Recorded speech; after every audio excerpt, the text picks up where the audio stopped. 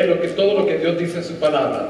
Vamos a levantar nuestras Biblias en alto, todo su celular, sus tablets, lo que usted utiliza para leer la palabra de Dios, vamos a coger en alto. Si no tiene una Biblia, con una delante de usted, hay Biblias americanas ahí, y vamos a levantarlo en alto y vamos a decir esto. Vamos a hacer esta oración declarando: yo creo que esta es la palabra de Dios. Lo voy a leer, lo voy a estudiar, lo voy a escudriñar, lo voy a aplicar y ponerlo en práctica todos los días de mi vida, en el nombre de Jesús. Amén. Amén. Abre sus Biblias, hermanos, a Juan capítulo 16. Y ahí vamos a enfocarnos en lo que Dios tiene para nosotros en este día.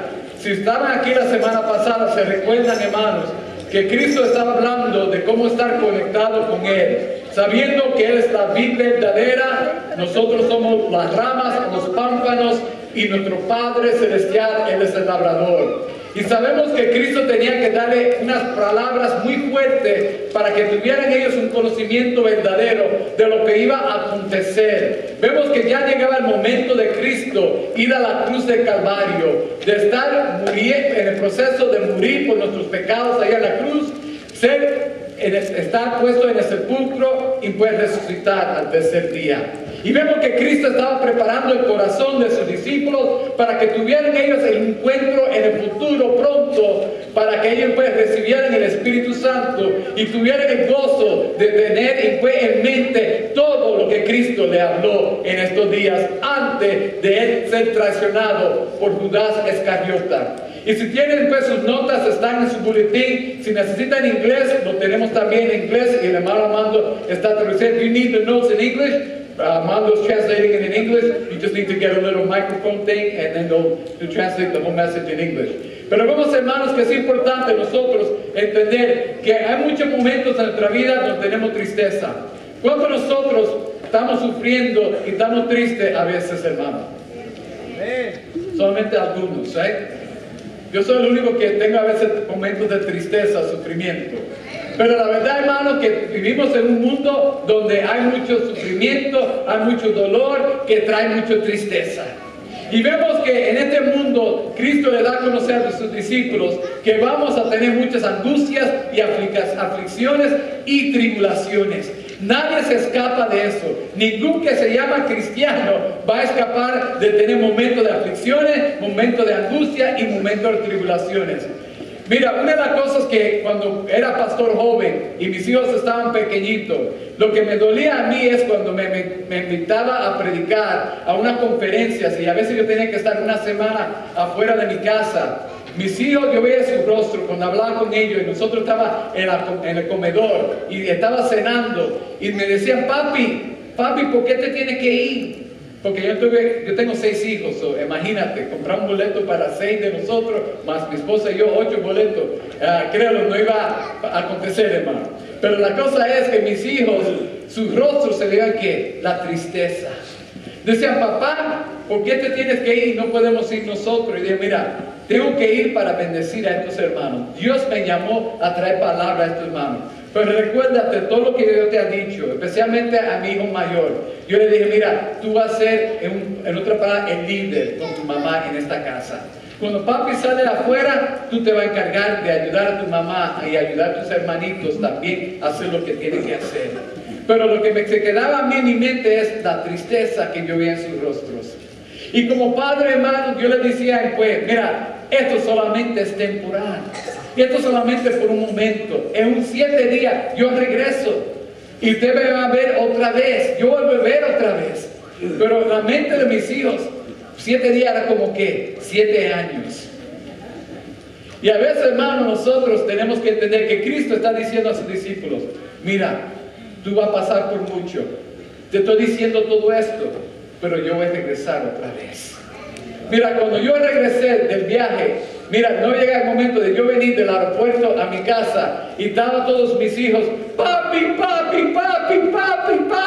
y me daban abrazos y dice: papi, tú cumpliste con tu palabra, tú dijiste que tú ibas a venir y este día tú ibas a venir y llegaste. Hermano, ¿cómo cambió su tristeza? Cambió a gozo, a alegría. Y eso es lo que Dios quiere de cada uno de nosotros como hijos de Él. Él quiere cambiar nuestra tristeza a alegría, a un gozo eterno. Pero necesitamos entender lo que le está diciendo aquí en Juan 16. Y es esto, hermano. Nuestra tristeza se convertirá en alegría si escuchamos, si entendemos y recordamos, que dice ahí, las palabras de nuestro Señor Jesús. Como mis hijos, ellos tenían que escucharme, tenían que entenderme y tenían que recordarse de las cosas que yo le dije a ellos antes de irme. Y vemos que aquí Cristo le está diciendo a sus discípulos, es tan importante que tú pongas atención a lo que le estoy diciendo, para que pues no se olvide de lo que va a acontecer en el futuro, para que cuando acontezca esas cosas ya tú tengas en mente y te recuerdas todo lo que yo le he dicho. Mira lo que dice el versículo 1 del capítulo 16. Hermanos, tenemos su palabra para evitar que tropecemos. Tenemos su palabra para evitar de tropezar. Quiere decir, esa palabra en griego, tropezar, quiere decir para evitar de caer o para evitar de alejarnos. Porque cuando pasamos por tristeza o por angustia o por aflicciones, ¿qué pasa a veces?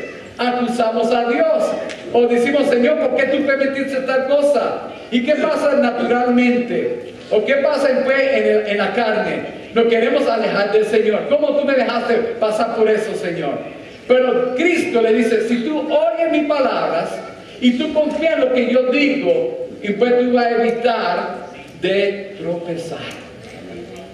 Y eso es lo que Dios quiere que nosotros tengamos en mente ahora. Mira lo que dijo el Señor. Dice, estas cosas he dicho para que no tengáis, ¿qué dice ahí? Tropiezo. ¿Cuánto nosotros queremos evitar de tropezar, hermanos? ¿Right? Tenemos que entender, tenemos que primeramente escuchar, entender y recordar lo que dice la palabra del Señor para no tropezar. Cuando llegan los problemas en tu vida, tú sabes cómo manejar esos problemas. Tú sabes manejar esas situaciones porque ya tú que escuchaste la palabra de Dios, tú entendiste lo que Dios dice y ahora tú te recuerdas lo que Dios dice para después actuar con sabiduría y poder entender que Dios tiene un propósito para todo lo que acontece en tu vida. Aquellos que ya hemos estado muchos años en el Evangelio, que somos, como llamamos la palabra de Dios, cristianos maduros espiritualmente, decimos, yo me regocijo cuando vienen problemas. Pero aquellos que son nuevos en los caminos de Cristo dicen, yo no quiero problemas. Por favor, evite que caigan tribulaciones sobre mí o por aflicciones. No lo quiero. Pero la verdad es que Dios tiene un propósito para todo lo que acontece en la vida de uno. Dios quiere que crezcamos, hermanos. Dios quiere que seamos fuertes, que seamos hombres y mujeres, que nos permanecemos firmes y fieles y no vamos a tropezar en ningún momento. Y esto es lo que estaba diciendo en el primer versículo, dice, pero también, hermanos, su palabra nos advierte para que no seamos tomados por sorpresa. ¿Quién le gusta tener sorpresa? Y no estamos hablando de cumpleaños, ¿ok? Cuando viene y pues dice, ¡hey! ¡Feliz cumpleaños! No está hablando de eso. Está hablando cuando algo pasa en tu vida que tú dices, wow, ¿de dónde salió eso? ¿Por qué aconteció tal cosa? Dios nos da su palabra para después nosotros, hermanos, no ser tomados por sorpresa. Mira, Cristo le anuncia a sus discípulos, le declara esto, lo que va a acontecer ya en el próximo día, para que fue ellos no lo cogen de sorpresa. Esa palabra en griego, sorpresa, quiere decir que no le choque, que no le afecta a ellos de una manera que pues su fe se debilita, que su fe pues se disminuye. Es para que pues, cuando tú sepas que lo que va a acontecer, ¿qué pasa? Ya tú estás listo y preparado para lo que va a pasar. ¿Cuántos queremos estar preparados y listos para todo lo que Dios va a permitir en nuestra vida, hermano? Amén.